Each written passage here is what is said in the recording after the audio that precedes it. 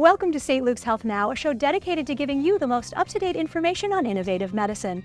I'm your host, Ashley Russo, and we have a great show for you this evening. We're talking about innovations in neurosurgery at St. Luke's University Health Network. Tonight, we'll be joined by a talented panel of experts from the field. Stay tuned. This is St. Luke's Health Now.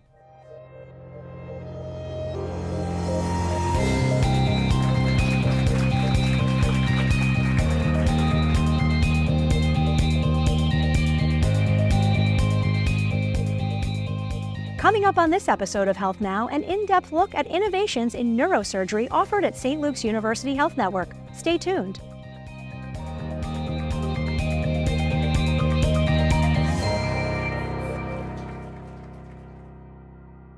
Thanks for being here. Let's get started. We have an accomplished panel of guests joining us tonight. Up first, we have Dr. Tom Saros. As a neurosurgeon, he treats complex conditions of the brain and spine. Dr. Saros earned his medical degree from the Icahn School of Medicine. He completed his residency at the University of Texas Southwestern Medical Center and his fellowship in neurosurgical oncology at Brigham and Women's Hospital in Boston. He believes bringing families in during the initial education and counseling sessions are an important part of the healing process. Thanks for being here, Dr. Saros. Good to be here. Thank you. As a native of Bethlehem, what influenced you to want to become a neurosurgeon, and how does it feel to care for your patients? I always had an interest in the neurosciences. It was something that always intrigued me, studying the brain. So when I went to college, I always kind of enjoyed being in those classes. And one thing led to another, and the next thing you know, I was a neurosurgery resident. That's amazing. And how does it feel to care for your patients that are right here in the community you grew up in? It's amazing. It's a lot of people don't understand neurosurgery, and especially when you talk about neurosurgical oncology, there's just so much to understand. So I really enjoy taking care of patients. Many of them I knew. I grew up with them, and it's been really rewarding. Excellent. Thank you so much for being here. Joining our panel next is Dr. Justin Baum. As a spine neurosurgeon, Dr. Baum works with patients who have chronic spine-related conditions. He values building relationships with his patients and helping them get health and lifestyle factors under control to improve the outcome of treatment. Dr. Baum earned his medical degree at the University of Toledo College of Medicine. He completed both his residency and his fellowship in adult complex spinal deformity at the Ohio State University Wexner Medical Center. Dr. Baum, thanks for being here. Thanks for having me. So tell us about the training that you needed to become a spine neurosurgeon. Sounds complicated, sounds like it took a lot of time, and why do you like what you do? The training first involves going to medical school for 4 years and then a residency. I went into neurosurgery. Spine surgeons can be either neurosurgery trained or orthopedic trained. For neurosurgery, it is 7 years of neurosurgery, and then if you are interested in spine or different fields of neurosurgery, you can do additional training in that field called a fellowship, and that either goes for 1 to 2 years. Let's meet our final panelist, Dr. Bryce Kessler, who provides surgical interventions for chronic neurological conditions that inhibit day-to-day function in patients, including movement disorders, severe tremor, and epilepsy. He earned his medical degree and completed his residency at the University of North Carolina School of Medicine in Chapel Hill. He completed his fellowship in stereotactic and functional neurosurgery at West Virginia University School of Medicine. Dr. Kessler, thank you for being here. Thank you for having me. So you're a stereotactic and a functional neurosurgeon. Can you describe that subspecialty and what makes it a little bit different from neurosurgery? Sure. So the field of stereotactic and functional neurosurgery focuses more on conditions where we could potentially provide function back to patients. So when it comes to things like movement disorders, it's helping control the movement disorder throughout their day. When it comes to things like seizures, it's helping mitigate seizure onset or reduce those seizures throughout the day. And then when it comes to things like painful conditions, it becomes finding ways to maybe mitigate those pain through traditional surgery or even through neuromodulation with implantable devices. Excellent. Well, that sounds like something that does affect quite a few people. So thank you all for being here and giving us some background information on what you do and why you do it. Up next, we'll dig deeper into neurosurgical treatments at St. Luke's. Stay tuned. We'll be back after a short break.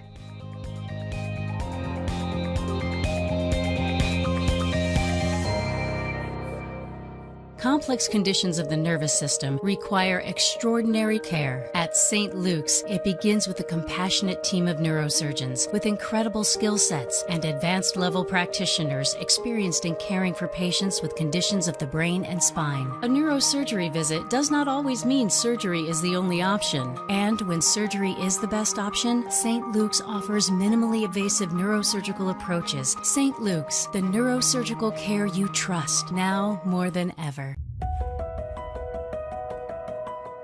Hi, I'm Aldo Carmona. I'm the Senior Vice President for Clinical Integration for the St. Luke's University Health Network. One of the things that makes us unique as individuals is our genetics, our DNA. The ability to have that DNA tested, screened for certain cancers, and then cataloged in your electronic health record is really a major investment in patients' health. As our capabilities grow for using the genetic knowledge in a patient's genes, we're able to provide more customized care, more personalized care to patients. And I'm very excited that we're able to bring this at no cost to the residents of our communities. As the executive sponsor of this DNA Answers program, I certainly participated myself. My family will be partaking in the study, and I strongly encourage you and your families to do the same.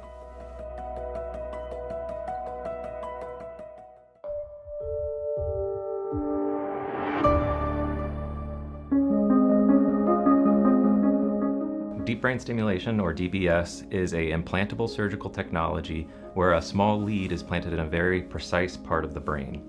It can be done for a number of different conditions. For a long time, nearly 30 years, we've been using it for movement disorders like essential tremor and Parkinson's disease. The StarFix system is a way of implanting DBS that helps with patient comfort during the OR as well as speed of the surgery itself. The very most important part about a deep brain stimulation surgery is getting that lead in the exact right spot. The StarFix system is frameless, meaning it sits on a patient's head and they have full mobility of their head during the procedure. The results are immediate. Ultimately, it's a quicker and more comfortable experience for patients. So once the device is implanted, we let you heal for a couple of weeks, and then we go back to the neurology team who work with us for DBS patients. Working with our neurology colleagues, we'll start with low-dose stimulation to help reduce symptoms that you're experiencing. These are progressive conditions, and so the symptoms of these conditions might progress with time. But the good thing about DBS is that it has parameters that can increase in age with you. So if your symptoms do increase, we can also help increase and change the stimulation. I'm mostly excited to get patients through this experience in the easiest way possible. This is really fun for me. I think it's a great way to give quality of life back to patients, and so I want to make it a great experience for them too, and I think this really helps getting them through comfortably and safely.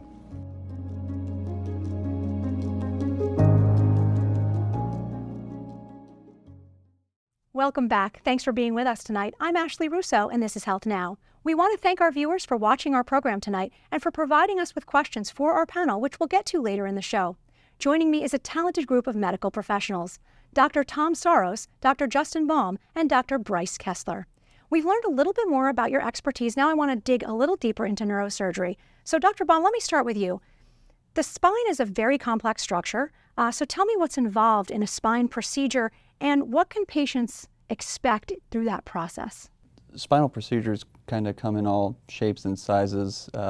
They can either be very big procedures with multiple levels and a large deformity correction, or it could be as small as 1 to 2 levels, minimally invasive, very small incision, very focal decompression to remove pressure on the nerves. Dr. Saros, often people think of the spine as part of the back and don't really relate it to neurosurgery, which we think of as the brain. Tell us a little bit about what are the common conditions that you treat and how do you approach your patients? So the brain and spinal cord are called the central nervous system. And from the spinal cord comes nerve roots. So you could have a variety of ailments that affect the spine, just like you can with the brain. You could have tumors, you could have degenerative diseases, you could have demyelinating diseases like multiple sclerosis, and there's a variety. And each one of them has their specific treatment algorithm or plan. And depending on what it is, you go down that road. So it's very important to have that personalized approach. Every patient is different. It is. All right, Dr. Kessler, you mentioned the stereotactic part of your job, and that there are people with motion disorders. Can you explain that a little bit further and explain how you help treat patients with motion disorders? Sure. Maybe two of the most common conditions I treat are Parkinson's disease and essential tremor. Taking Parkinson's disease as an example, no two patients with Parkinson's disease experience the disease quite the same way. My specialty includes things like deep brain stimulation that can help mitigate symptoms that Parkinson's patients experience throughout the day and really improve their day-to-day quality of life. Similar with essential tremor, it's all about focusing on reducing those symptoms that are kind of preventing patients from doing day-to-day things like going out and eating without being embarrassed or writing checks. And really important for people to get their functionality back to the best of their ability. All right, Dr. Baum, what about you? What are some of the most common reasons a person might be referred to see a neurosurgeon? When would we get referred to you for what kind of problems? Most common problems I see are largely neck pain and back pain, and pain that radiates to either the arms or legs. These conditions are typically caused by degenerative changes in the spine, disc herniations, tissue that is overgrown and larger than what it's supposed to be, bone overgrowth. All these things can decrease the space that the nerves have to go to your arms and legs, and compression of those can cause pain. When people are referred to a neurosurgeon, they might be concerned about what that means for next steps. Is surgery always the outcome? No, actually, the majority of the patients that I see don't end up getting surgery, and if they do, it's definitely not the first treatment option. Most of the time, patients that come in with degenerative disorders that are causing them pain and debilitating symptoms, they go through conservative treatment options first. Excellent. That's good to know. Dr. Saros, let me ask you about the importance of educating the whole family. Often when someone is in pain or going through something medically with their health, it's not just about them. It's about the people around them. How important is it to involve and educate the family, and why is that important to you? I think it's very important because it's overwhelming for patients. Especially I see patients with brain cancer or spinal cord tumors, and that's overwhelming in and of itself. But then once you figure out exactly what type of tumor it is, there's different treatment strategies for that. There's surgery, there's radiation therapy, there's chemotherapy. And all of that stuff together will overwhelm a patient who all they're thinking about is their own particular ailment or problem. Having the family there is important because when they go home at night, they often have these conversations, and something that the patient missed, the family is there for them. And they're also a support network too. When they eventually do go through surgery, they're going to need assistance. And having the family as involved as they can right from the outset removes a lot of the fear of the unknown. Absolutely. Having that support system is so important. And Dr. Kessler, I would imagine in your work, someone who might have a movement disorder might need a lot of help and might need a support system around them. What role does the family play with you and your practice? Taking care of movement disorders is a team effort that includes both the medical professionals as well as the patient's family. Oftentimes, people who end up undergoing procedures like deep brain stimulation, they have a device implanted. It requires a lot of follow-up. You really need a good network to help get you to and from your appointments to help really optimize your day-to-day treatment. Great information from all of you, but we're not done yet. After the break, we'll learn more about neurosurgical treatments offered at St. Luke's University Health Network. You're watching St. Luke's Health Now. Stay tuned.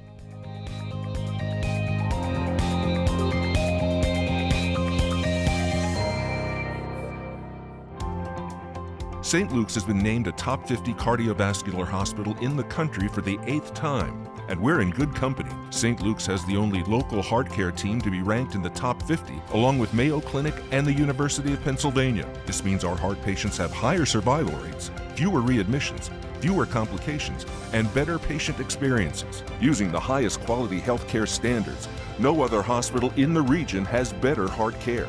St. Luke's, my heart is in the right hands. It's here! For real! It's St. Luke's Children's Hospital, ready to help all kids. They're keeping kids healthy, fixing us up, making us feel better, helping kids be the best they can be, because it's about us. The kids! It's St. Luke's Children's Hospital! St. Luke's Children's Hospital is helping kids with everything, from routine checkups to specialized care. It's here! It's great! Yeah! A good night's sleep is priceless. If you are experiencing sleep difficulties, St. Luke's Sleep Disorder Center can help. We provide quality care through comprehensive clinical evaluation for all sleep disorders, including insomnia, restless leg syndrome, narcolepsy, snoring, and obstructive sleep apnea. We can also evaluate you to determine if the Inspire device for obstructive sleep apnea is appropriate for you. Inspire is used to keep the airway open while sleeping without a mask. If your doctor or one of our sleep medicine specialists prescribes a sleep study, St. Luke's Sleep Disorders Centers offer a quiet sleeping environment with spacious home-like bedrooms. During your study, registered sleep technicians provide customized care. They are with you every step of the way, monitoring heart rate, oxygen levels, and muscle activity. Many patients can complete the sleep study from the comfort of their home using our sleep technology. A St. Luke's board-certified sleep specialist reads and interprets the results of the study and coordinates follow-up treatment if needed. The first step to better sleep starts here. To schedule your appointment, call St. Luke's Central Scheduling at 1-866 St. Luke's, option 2.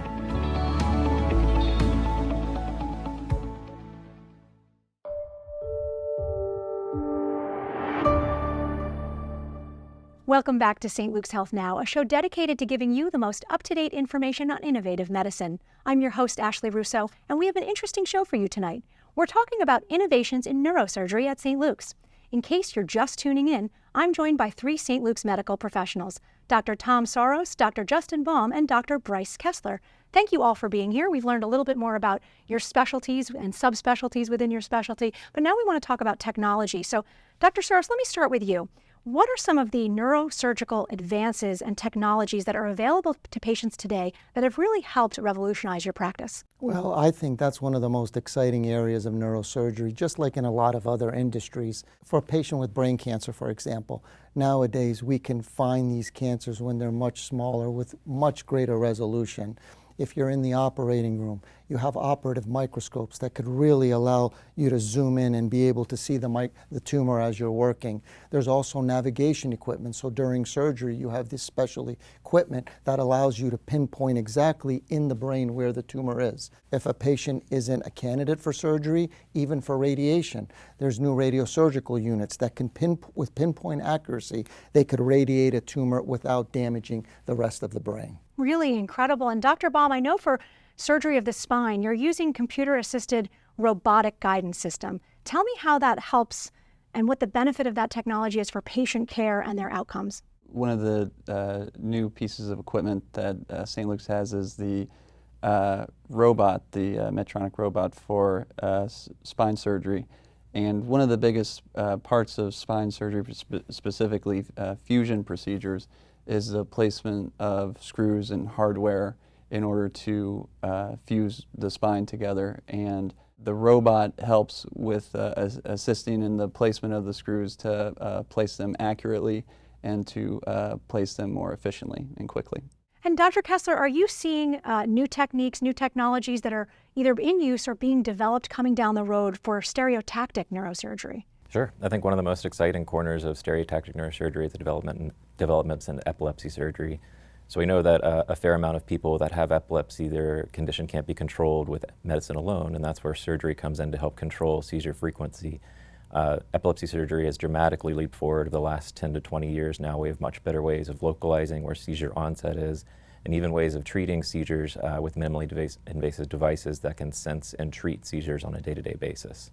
It's really incredible. And do you see functional neurosurgery just expanding to treat other conditions? Are you seeing it expand from where it started? I do. It's expanded since I've started training, and I think more and more conditions will find targets for and ways to kind of interfere with how those things are affecting people's day-to-day life to, again, hopefully bring back some more quality. And it really is important for people to know that because the field has gotten so specific, as you were mentioning, Dr. Soros, they have a lot of options for help.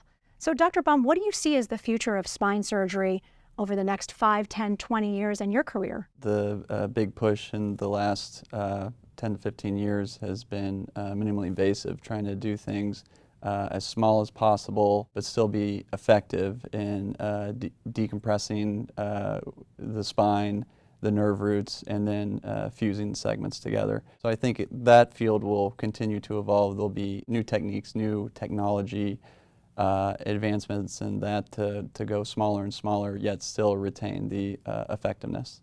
That's really incredible. And Dr. Saros, since you've been practicing, how have you seen this field evolve? What has come into play, and where do you see the future going?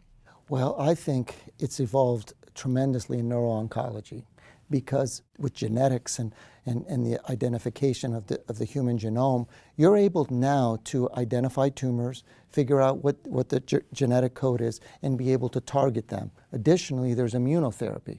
So there's specific proteins on tumors that you could actually target the tumor cells with and allow these tumor cells to die. So there's just so much going on. Even the way they categorize tumors nowadays has changed. It used to be just gross microscope. Now they're using more histopathology, genetics, and immunological assays to be able to identify the tumors. It sounds like there's so much hope, and yet it's very scary when you are sent to a neurosurgeon or you're sent to an oncologist and you're told that you might need something more. Dr. Kessler, how do you approach your patients when they're faced with a diagnosis, especially maybe a mobility disorder, with what their outcome looks like and what their life can be like? It can be challenging, and certainly it's very scary talking with a neurosurgeon about your condition, but I think sort of our job is to help put things in context and sort of the options that we have for you. Well, some of those options are, can be potentially very invasive. Some aren't necessarily as scary as they might seem. And so it's a lot of just talking through sort of the reality of what the intervention will look like with the patient and their family and loved ones. Excellent. Well, thank you all for educating us on why we shouldn't be afraid to see a neurosurgeon and how many amazing advances there are in the field. Up next, questions from our viewers. Stick with us. You're watching St. Luke's Health Now.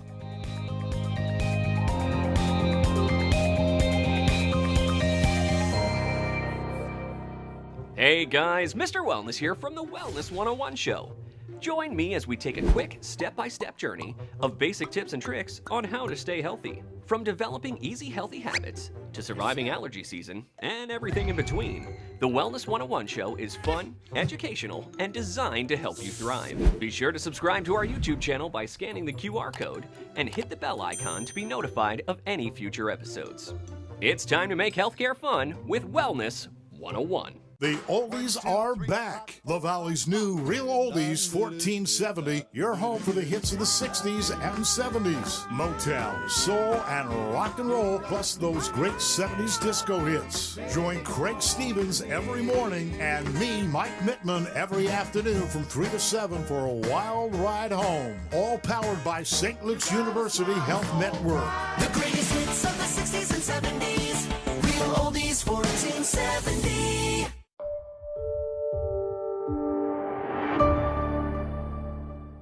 Welcome back to St. Luke's Health Now. I'm your host, Ashley Russo. A special thank you to our outstanding panelists. We've had a wonderful conversation about neurosurgery at St. Luke's. Now we will read some questions from our viewers. You guys ready? Ready. All right, Dr. Saros, I'll start with you. My 52-year-old brother-in-law was recently diagnosed with a glioma and is scheduled for surgery to have it removed. What might he expect from this surgery and the recovery that follows? Depending on where the tumor is, you could expect either an attempted full total resection versus a debulking procedure. After either one of those procedures, most likely what happens afterwards is he's going to get some sort of radiation treatment plus chemotherapy. So it will be a few weeks to months of intensive treatment after his initial surgery. It's something that I think, you're going to have to ask a lot of questions to your physician and be able to precisely identify what exactly that will entail. That's good to know. Ask those questions. All right, Dr. Baum, this is for you. This viewer writes, I was diagnosed with degenerative disc disease and live with a moderate level of pain. At what point should I seriously consider having this addressed surgically, and what can I expect in terms of pain relief? That's an excellent question. Degenerative disc disease kind of comes in a multitude of severities, some more mild, some more severe, some debilitating. In terms of what surgical options are available to you depends on the symptoms that you're having, and then the results on imaging scans such as typically MRIs, but could involve CT scans and X-rays as well. And in terms of treating pain caused by degenerative disc disease, it largely comes down to, if you want to proceed with surgery, largely comes down to how tired you are of the symptoms. Because a lot of the symptoms, if they're mild to moderate, they can be treated with conservative options pretty adequately. The symptoms that are more severe, that are causing you to constantly think about the pain, avoiding activities that you typically want to do, unable to do daily activities or unable to spend time with your family or loved ones, go to the parks, hiking, go to the mall, shopping, unable to do things like that, then I would think that you should strongly consider a more aggressive option. But which option is available and which option is best for each patient depends on a multitude of factors that would require you speaking with your physician. Yeah, so see a physician, maybe see a neurosurgeon, figure out what's best for you. All right, Dr. Kessler, for you. My wife has been living with Parkinson's disease for the past 5 years, and she's taking medication to ease her symptoms. When would surgery be beneficial to improve her quality of life? Sure. So one of the main surgical options for patients with Parkinson's disease is something called deep brain stimulation. And while it can't ultimately control the course of the disease, it can make day-to-day life better. Parkinson's patients often feel with their medications that they're sort of riding a roller coaster on and off as those medications wear on, wear off. Deep brain stimulation can help in that the patients will experience a much more evenness throughout the day in terms of their symptoms, so that they can get back to a more regularly expected sort of routine. Excellent. Well, it's good to know that's out there. All right, Dr. Saros, this is for you. Is it common for someone to experience cognitive defects and deficits following a brain surgery? And if so, why would these deficits occur? Depending on what part of the tumor what part of the brain the patient had surgery on, yes. And most of the time they're just transient. They get better within the course of days to weeks. However, if the lesion that was addressed was in a part of the brain that allows you to think or remember things, it could be longer lasting, and in a few instances it can be permanent. Okay, good to know. All right, Dr. Baum, this is for you. When might someone need a spinal fusion to treat scoliosis, and are there any other surgical or non-surgical options to create that condition? Spinal fusions are typically resolved for people with scoliosis that have very severe scoliosis, very high curves, and people that have curves that put them out of spinal alignment. Typically for people that the curve is so severe that as they're up walking around, they're bent to the side or bent forward so much that their head isn't over their pelvis, and so their muscles have to work extra hard to try and keep them balanced as they walk around. Scoliosis can also be treated with a variety of conservative options, mainly consisting of physical therapy and injections and nonsteroidal anti-inflammatories if pain gets severe. Certainly a lot of options. Yeah. All right, Dr. Kessler, last question for you. What type of surgery can be done to ease the symptoms of epilepsy, and is surgery more effective than medication to keep seizures at bay? That's a good question. So all patients with epilepsy will usually start working with their neurologist to try to control seizures with medications alone. And in many patients this is successful. However, we do know that adding on medications that haven't worked and trying new ones, there's diminishing returns. And that's when epilepsy surgery should be discussed. Oftentimes, every patient with epilepsy is a little bit different, and so where the seizure onset is and how it's affecting them is sometimes a challenge for us to locate, but we're getting better and better at doing that very specifically. So people who may not have previously had surgical options when it comes to epilepsy now do, because we're getting better at finding those focuses. Really fascinating. Thank you all so much for joining us and for giving us more of an inside look of the technologies and care available at St. Luke's in the neurosurgery department. For more information on innovations in neurosurgery at St. Luke's University Health Network, please visit their website at sluhn.org or call 1-866-ST. Luke's.